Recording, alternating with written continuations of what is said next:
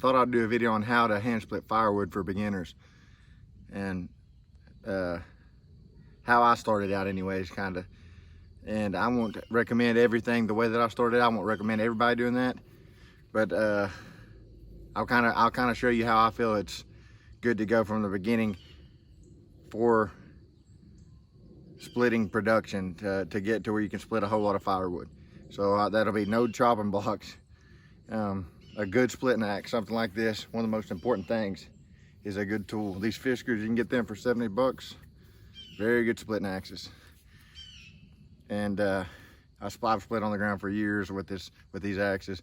This one here probably around 2 years, and it splits just fine still, and will for probably, I would guess probably my lifetime, really, if I take decent care of it. Don't hit rocks too much or anything. But I'll kind of show you how I feel is a good way to do it. Have a little piece here. Now you can use your axe, especially if you got like a 36-inch handle like this one. It's really handy. For a longer handle, to me, is good for, if you're splitting on the ground, because you don't have the wood up here like you would with the chopping block, maybe 16 inches up or whatever. So a longer handle is good for the way that I split on the ground without a chopping block. And it's really good for getting your wood like that, kind of pulling it towards yourself. See pretty clearly that this wood has a natural crack right here, and then it kind of goes that way as well. So where I would try to go then is with this crack on a smaller round like this. If you've got a bigger round, it's really better to kind of chop the sides off of them, and I'll show that as well. But for now, we'll go for this crack right here where we're wanting to go at. Now that you know where to hit on the wood to split it, I'll show you how I would recommend, for the way that I do it anyways.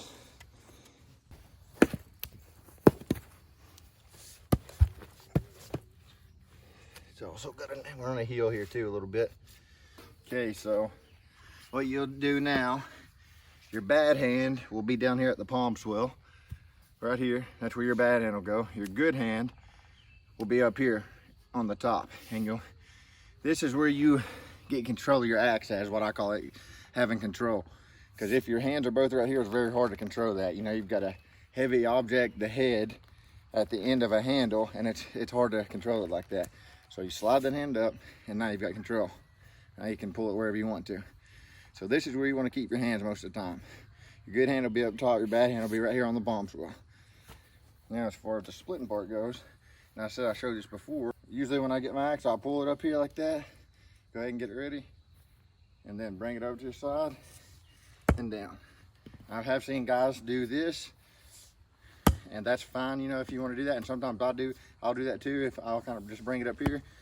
But most of the times I've got the habit, and it just feels right to go around right here, up and down, and not bringing your axe back too far behind your head either, like this. I've seen guys do this. That's not, then you're having to fight to pull your axe up. So around, down, like that, down, like that. You can see that berry, I didn't even hit it that hard, but you can see what it did to it. Now here's another tip. If you've got a good splitting axe, which is very important, you've got a good splitting axe, your head won't get stuck too easy. So what you can do, when it's stuck, get your hand, hit down on it like that. You may have to do it a couple times. There you go. See, that's pretty much split already from 2 hits. Look, good splitting axe. That's very important, is having the right tool. As you can see, I've tried to stay on my line. It's broken. Now here's another thing. It's mainly broke apart over here on this side already. I can see that this side over here is holding. So what I do is I'm constantly, as I'm splitting, examining the wood. I see that right here it's broke apart now, and I can even see on this side of the wood down through here that it's broke apart. Over here I can see it's holding. So this is where I want to hit now. Next hit and it should separate. There we go.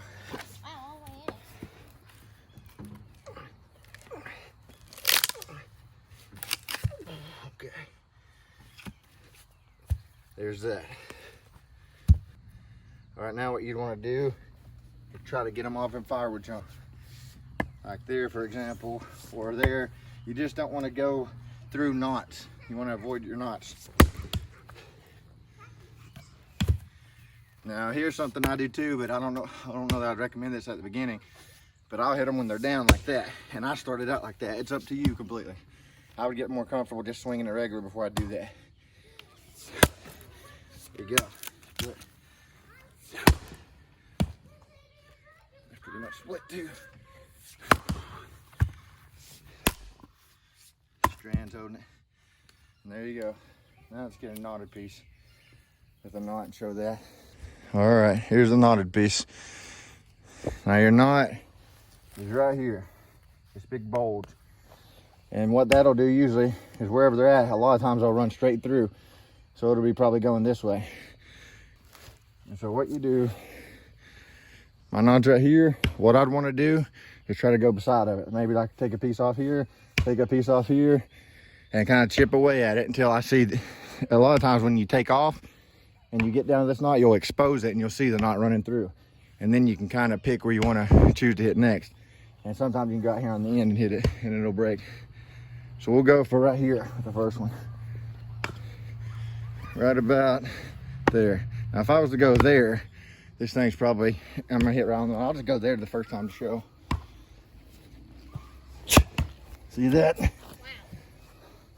Yeah, it bounced the whole piece of wood off because I hit right on the knot. Right close to it anyways. So we know the knot's running pretty close through here. See how that bounced? Let's go a little more to the edge. There we go. Now what I'll do, turn around here and I'll show you. You can already see some knots. See here, there's a knot, there's a knot. Now you couldn't even tell that those was there until I split into it. So what I'm gonna try to do now, I don't wanna go through here and hit these knots. So I'm gonna try to go right here, chip the side off. Right around here.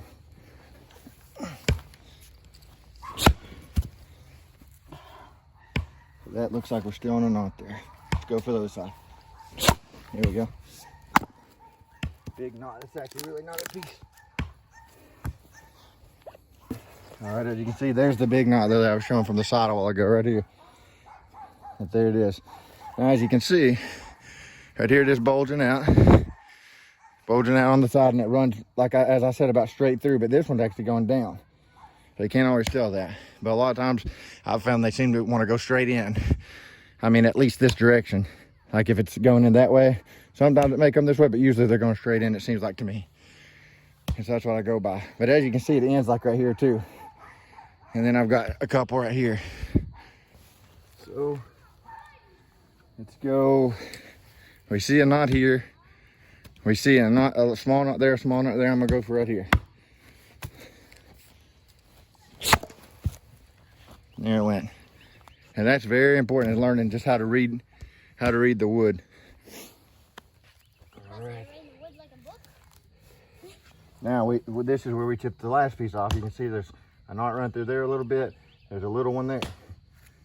What I'm gonna do is go for right there. Right there.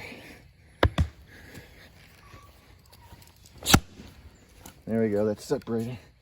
It's actually split. It's just got a knot holding it somewhere.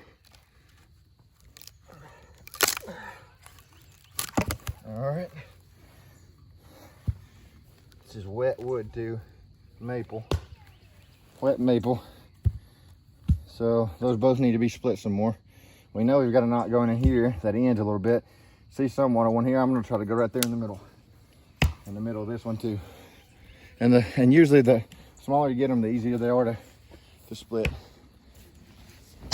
There's that one. There's that one. This one could even maybe use it again, but it's so knotted, I don't know for sure that it'll go. Here we go. That little piece of wood made that. So it gives you somewhat of an idea. Now a lot of times these pieces of limb wood and stuff, you can hit them one time and they'll go. Some people even leave them like that.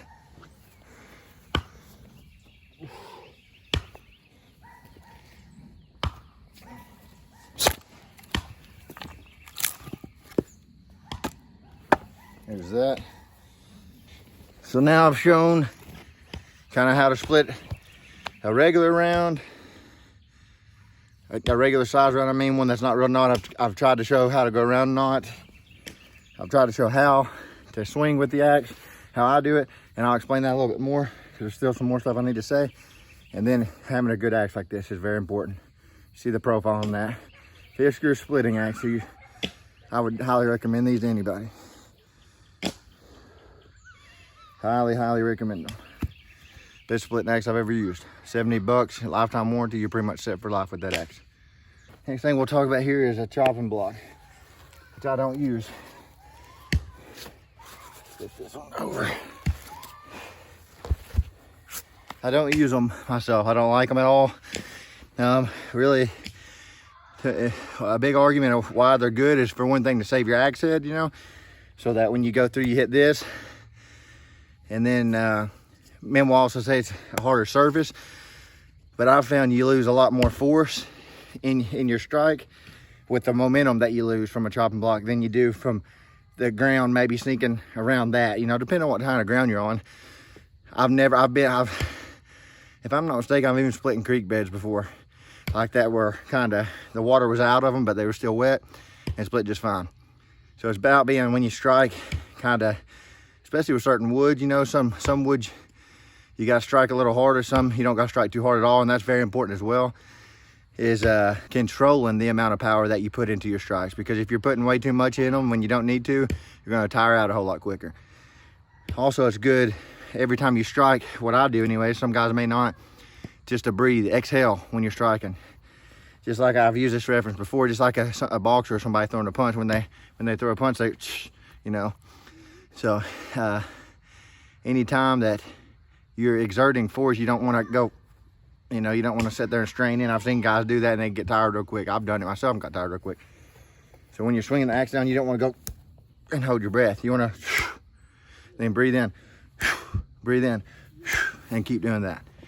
But I'm just going to show this as an example for if I did use a chopping block, how I'd recommend them. I won't use them. You'll probably never see me using one unless it's as an example, or there'll be a purpose for it. If you do, it won't be for my regular hand splitting. I don't like anything about them. Just the thought too of taking, like, I've got maybe 40 rounds right here. The thought of picking up all 40 rounds and putting them on this, and they're over there too, over there in the pile. And what I try to do is move the least amount as I can, to split them and to get them loaded and everything, stuff with an axe. And I would also recommend steel toe boots if you're gonna be doing this a whole lot, because sometimes it won't be just you know, swinging and coming down at your feet. I've swung before and went through a round and it bounced off another one. It went through and kept traveling, and the axe bounced off another one and then went through the side of my boot, back beside, right behind the steel toe, got a chunk out of my toe. And I've been saved twice by steel toe that I can recall. And one time it might have been pretty good. It might have got me pretty good. So I would recommend them. But what I was going to show now is if you were going to use a chopping block, I would use something short like this. And I would recommend something kind of big in girth. You can find it. Looks like it's splitting right here a little bit. Right there. So we got our crack. It's right here. Now you could, if you wanted to on this, chop the sides off too. And this one also looks like a knot going right through here. So there's no guarantee. I may run right into that knot trying to go through that crack.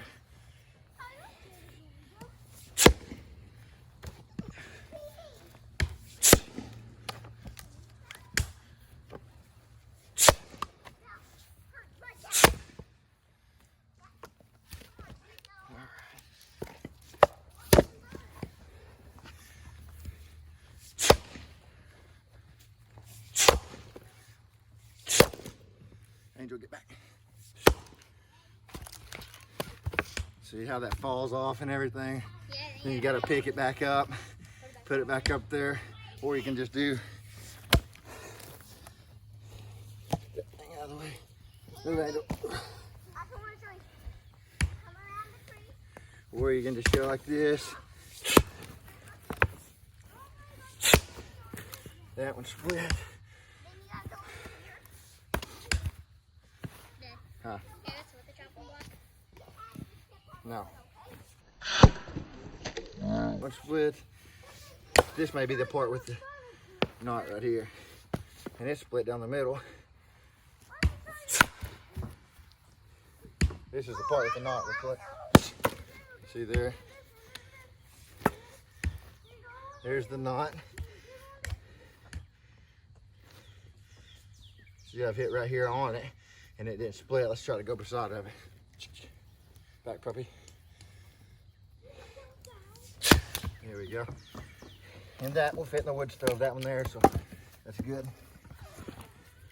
Normally, I don't even move my wood like this until I'm done.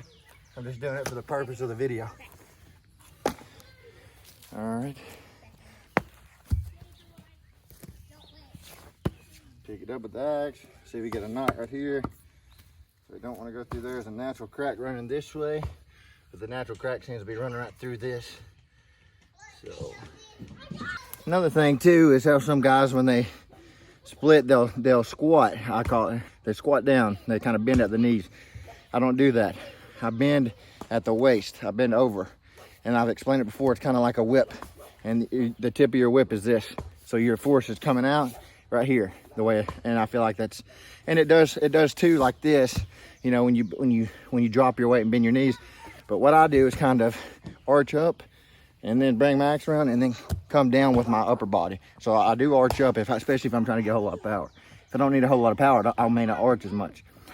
And I'll show that. It's just a slight arch, and when I come down, it's the momentum from that arch that I'm bringing down, and then it's also my upper body I'm bringing over and down. So I'll show that real quick. And some guys will hand split, and they'll do this. They'll kind of squat down, so like that. I don't like that at all. So that's just me though. So I'm showing you how I do it. So if it's a real big round, what I'll do normally, as soon as I bring my axe up, I bring my body up too. Like I do this, I kind of stand up high and then come down. And look, these are almost straight. There may be a slight like this, you know, just to kind of bring my body down, but I don't do that in squat. It may just be a slight drop just to bring my body down and get more momentum. And so you arch up here, bring your axe around, and then you come down and bend over at the waist. So I'll show you how they do it in fast motion. Some guys do it, and how I don't prefer it. They'll just kind of like that. I don't like that stuff.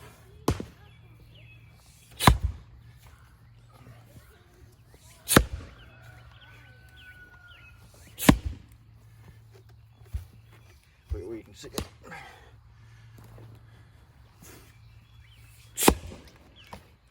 Good splitting axe. Won't get stuck very easily. Makes a big difference having a good splitting axe. So a tough piece here. I think we're right around a knot here. Let's see. So I think it's pretty much split, but we've got a knot holding us. Let's see what we've got inside this thing. Yeah, we're split.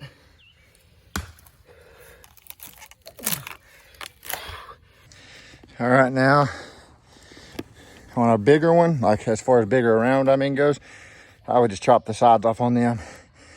It's a lot easier if you do that rather than, which this one, as you can see, isn't very tall. It looks like it's about 12 inches taller. So the one I was using for the chopping block earlier, I'm gonna go ahead and split it up because I don't use chopping blocks. So it'll work. It'll make some probably good firewood for inside my shed. A little wood stove I have in there, a little homemade wood stove. If you just split the sides up like that,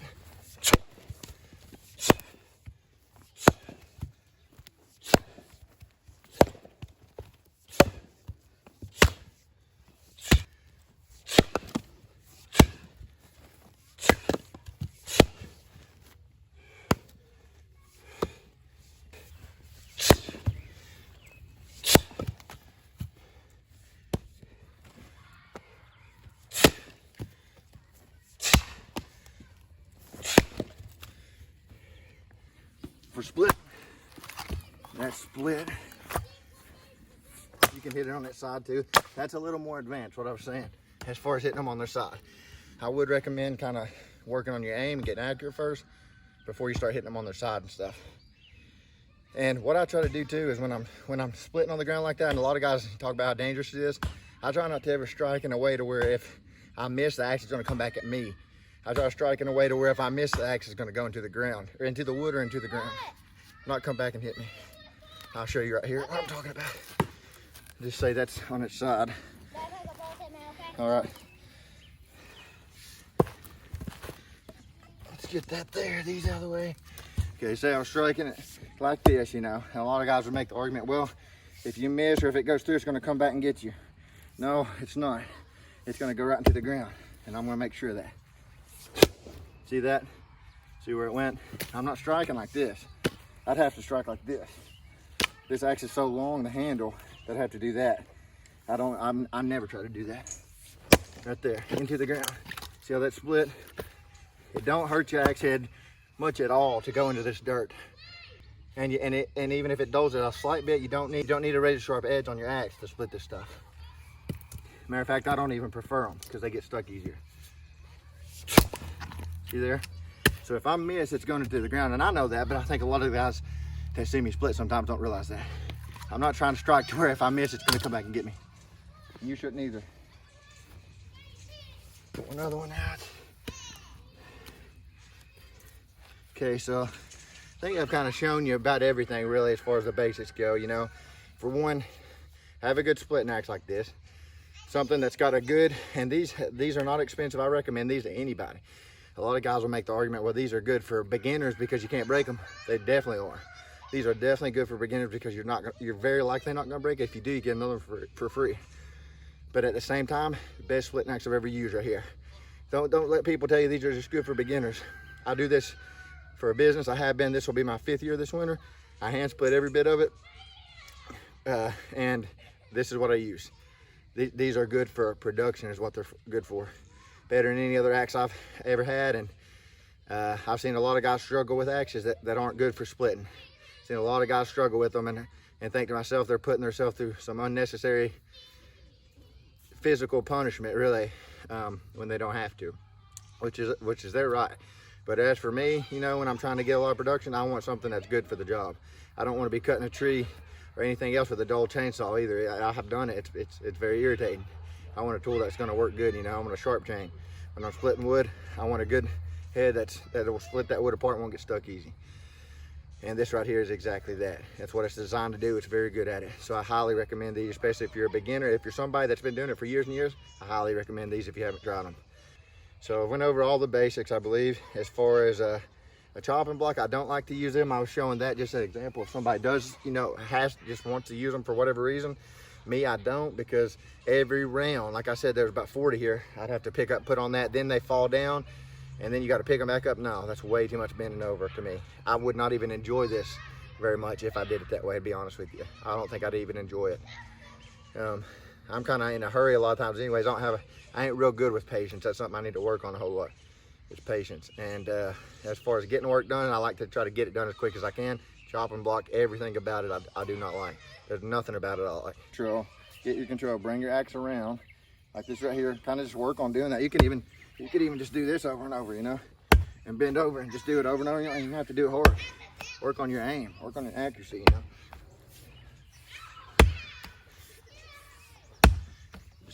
Just do that over and over if you want it, just to practice it. So bring your axe around, arch. So as you're bringing it around, arch up, have it ready, standing up high, bring everything down. And by everything, I mean your body over like a whip.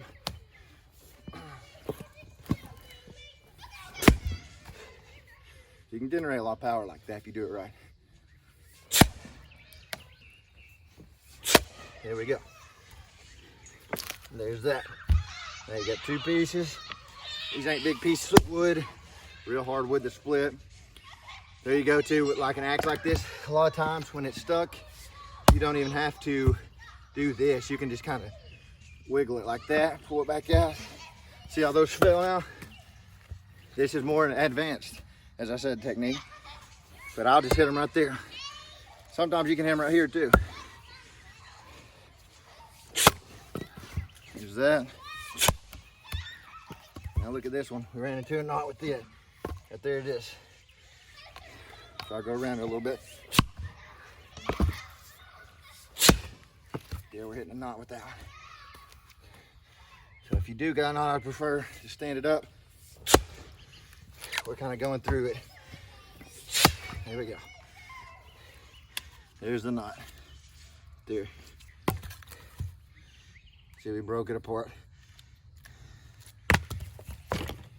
All right, now how I start out normally, I'll try to get my wood bucked up, because what I'll try to do is either get me a truckload, or I'll try to cut enough for what I believe is 2 face cords, or sometimes even buck up enough for a cord. And what I'll do once I get it bucked up is stand it on end like that, because that's the easiest way to split right there. When it's straight up. I hit from angles a lot of the times and stuff. The easiest way to split, especially if it's a bigger round, without a doubt, is when they're like that right there. So you can split them when they're like this on the side, but the thing is that it's gonna push the round too. So you've got to strike hard to do that. Smaller ones you don't have to as much, and it depends on the type of wood as well. But the easiest way to split them is when they're like that right there. I hit angles a lot of times because I don't like to pick them back up, and because I know I can do that, and it saves energy a lot of times. But I try to do it in a wise way too. If it's a real big round, a lot of times it's hard. It's better to just grab your axe, you know. So if it's a real big round, it's better to grab your axe, hook that round, and pull it back up. Stand it back up. So redo that.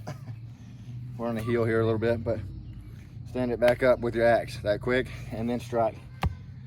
Otherwise, you know, that you may do 1 or 2 strikes there and split it. If it's on its side there, it may take you 4 or 5, you know. So everything is constantly trying to pick the smartest move, take the path of least resistance, split it to where it's the easiest to split, and use as little energy as possible in everything that you do. So instead of bending over and picking the wood up, use your axe, grab it and hook it up and pull it up. Instead of standing every piece of wood on a chopping block, stand them up once, or you don't even have to do that, but if you, it's the way I prefer. Stand them up once and split them. Don't carry them all to a chopping block. That's the way I feel about it. And then you know, when they're on a chopping block and you split them, and they split and then they fall off, and then you've got pieces that need to be split again, then you got to take those pieces and put up there again. It's just a lot of energy, and it's just not really necessary. But what I like to do is get them all stood up like this, and then go and start splitting. When they fall down, I'll strike them on their side and stuff too. That is more advanced. I would not recommend that at all until you get comfortable swinging an axe for a while. Maybe give yourself a month or 2 of pretty consistent, you know, splitting before you start doing that. Even then, like I said, I recommend using steel toes, a good splitting axe. Don't swing to where, if you miss or if you go through the wood, don't swing to where it's going to come back and get you. Make sure it's going in the ground. You know, it doesn't always have to be like this either, straight down. You can strike like this and go in the ground far away from yourself, a foot or 2 away from yourself still easily. So just be smart about it. Take your time learning if you're a beginner. As I said, when I first started, I jumped right into it and went into it full-blown firewood business. Doing it all by hand and using the techniques really that I'm showing you right now. Even the ones I'm calling more advanced, I use those pretty much right from the beginning. I just kind of started slow doing it, and then kept going from there.